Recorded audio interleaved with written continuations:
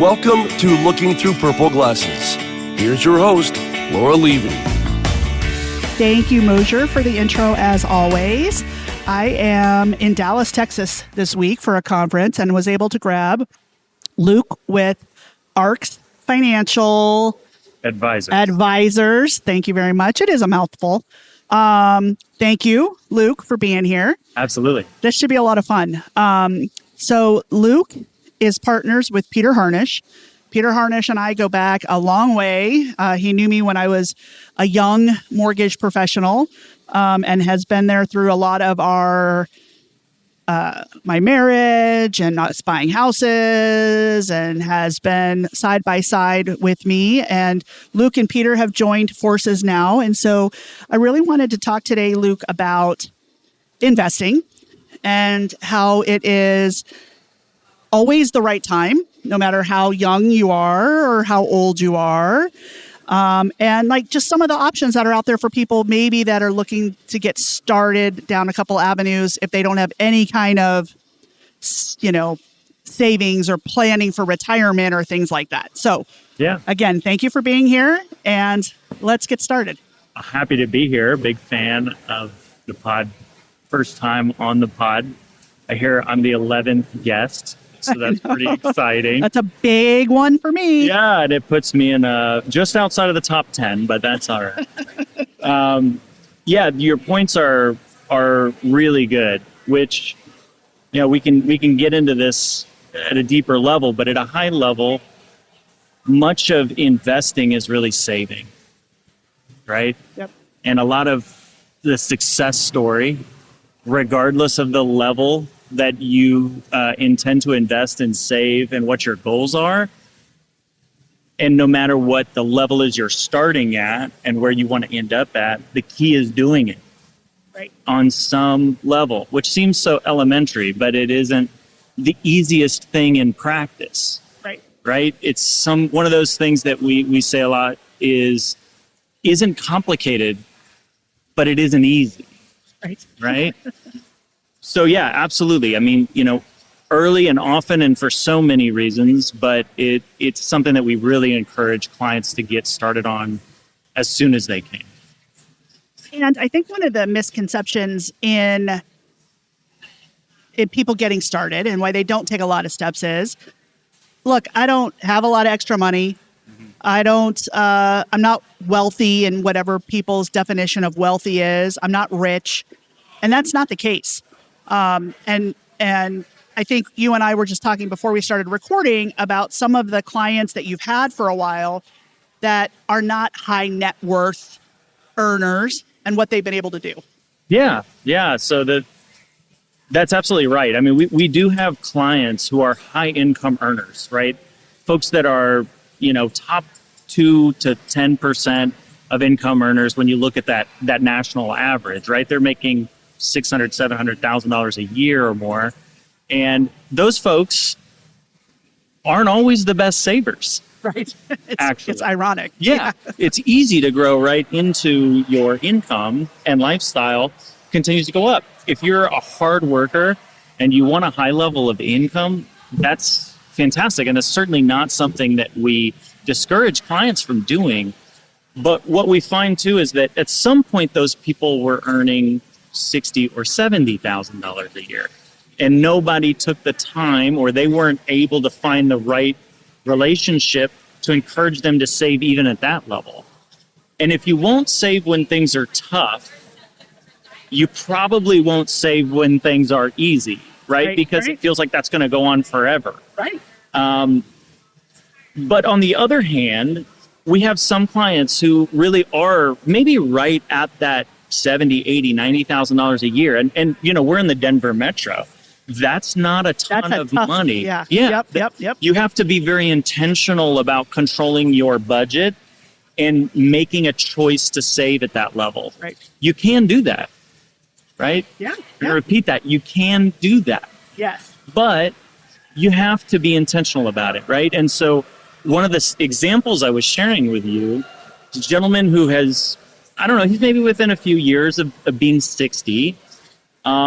He's held all kinds of different jobs, there's not necessarily a through line in his career. He's an apprentice electrician now at age 58, right? The guy's super smart, but he's chosen to do a lot of different things in his life. And for that reason, he's always been kind of hovering right at that level. He has $3.5 million with us. Wow. Right? Yeah. Now, for some people, that's big. For some people, it's small. But for this person, that's a huge deal. And how did he get there? Well, we actually didn't meet him until, maybe 10, 15 years ago as a firm. And by that time, he had, just like a squirrel, stashed away in every corner of the, of the investment world, of the banking world, different assets. And he had gotten into an investment hobbyist group when he was very young. And he maintained those relationships, right?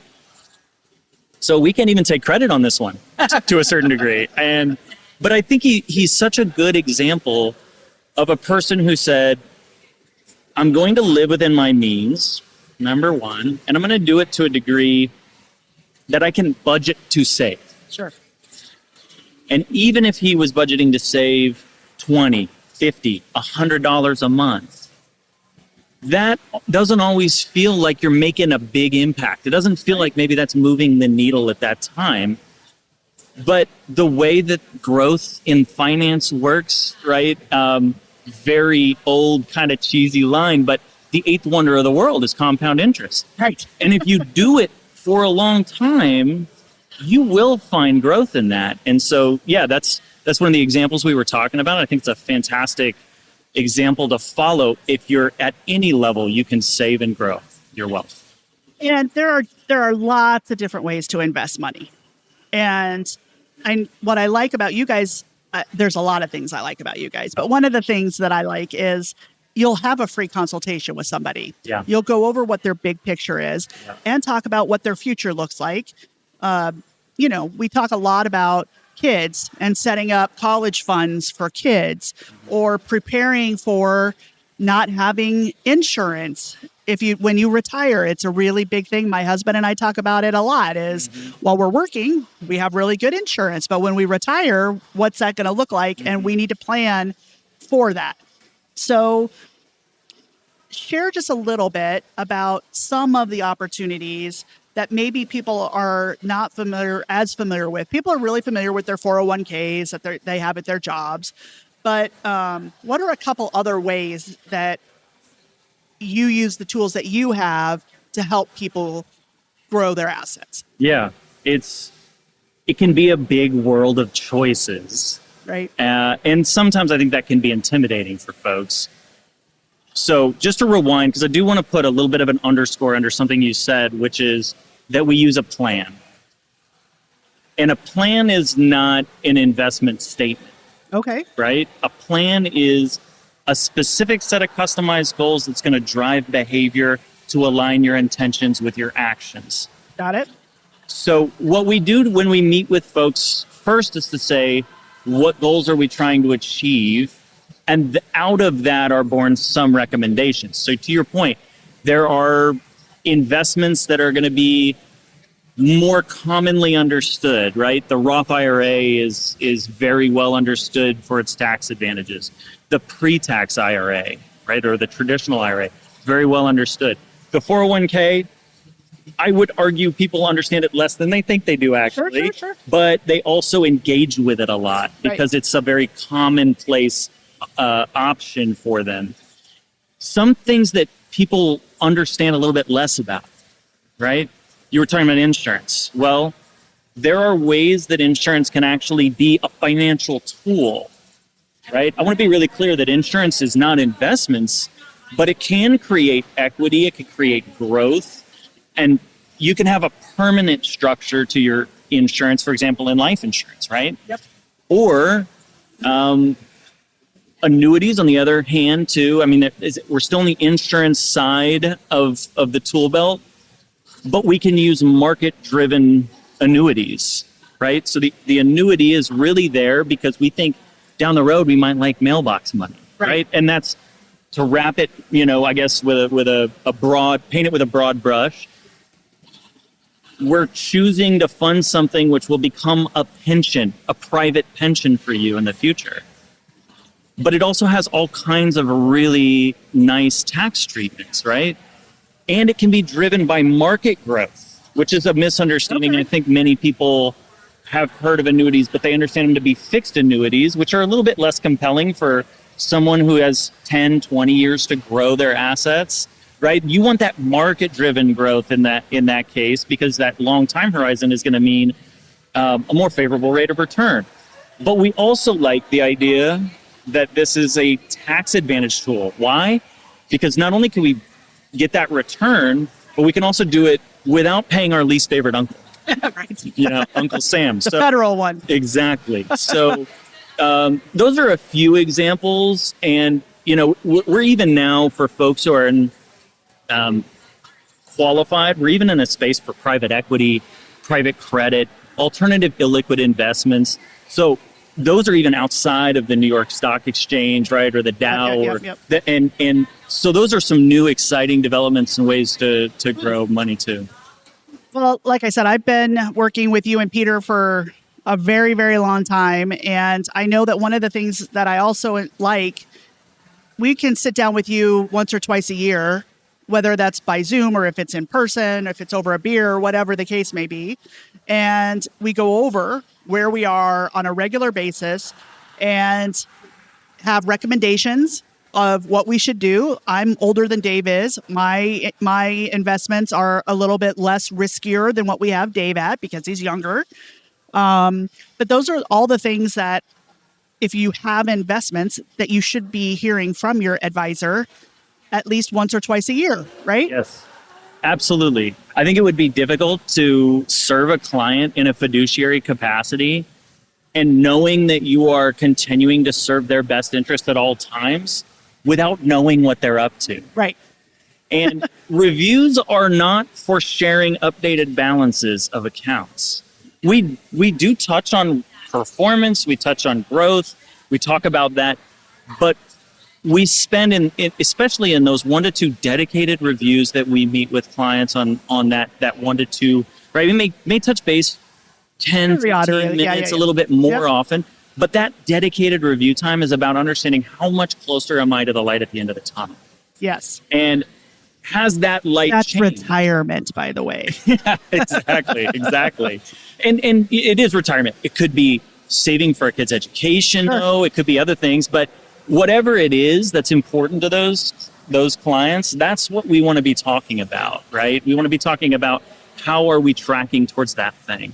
And from time to time, goals change. Sure. Something's new. Something's in addition to what we had discussed before. Something's coming off of the goal sheet because something's changed, right? Sure. But I think those conversations are hopefully what really drives a long-term success for clients, because if you don't revisit that from time to time, it may fade a little bit from your priority list. Right. Right? Because we all deal with life on a regular basis. So it's kind of like going to the doctor, getting a checkup. Can we get back in here and see, is everything working the way we want it to? Right. And just like going to the doctor, it's you get older and things change and you have to go down a different path. Yeah. So, yeah, I like that analogy a lot. Things have changed, obviously, for us. When we started, we were, I was in my probably early 30s when I started investing, but Dave was 23. Yeah. Yes, I married somebody 7 years younger than me, for those that aren't really good with math. But the whole time that we've invested, because I was older, my investments have always been a little bit less risky, but we evaluate that every year and go, okay, I just hit 55. What does that change? What does hitting these milestones of 55 look like and 60 look like? And when should we start looking at Social Security? Is Social Security going to be around when I get ready to take it? Right. I can't imagine how many people probably come to you and say, Social Security isn't going to be around when I turn 65. We definitely have clients that prefer to plan without reliance on Social Security. I would be really clear that we're not alarmists on that subject. For us, it feels like Social Security is too important to the country to just let go. But you're absolutely right. I mean, we do. And I think what you're hitting on there is interesting too, Laura, which is that you and Dave, not only do you have a plan together, but you have an individualized plan as well that collaborates and supplements in a way that's productive for both of you. Right. And that's really important too, because I think we work with couples and families all the time that are going to have a slightly different view. Sure. And one of my favorite things really about what we do is finding a way to make all of those people happy and to meet goals. And, you know, whether it's risk tolerance or it's spending or it's saving or is finding a way to make sure everybody's taken care of inside of that financial plan. Because, you know, and this goes maybe a little bit into a new territory, but like 3 things that really can ruin a marriage. Disagreeing on politics, disagreeing on religion, disagreeing on money. Right. Right? And right. That's not to say, you know, that people can't figure that out on their own, but where we can be helpful in that discussion, that's a really special thing, I think, because we love having families and couples come in and find a common ground on those things if they don't already have that. Yeah, that was important to Dave and I. Yeah. Dave is a squirrel and he saves all of the nuts. Right. And I spend the nuts before they actually come. Yeah, sure. You know they're coming down the pipe. They'll be there when I need them. Warm up that credit card, right?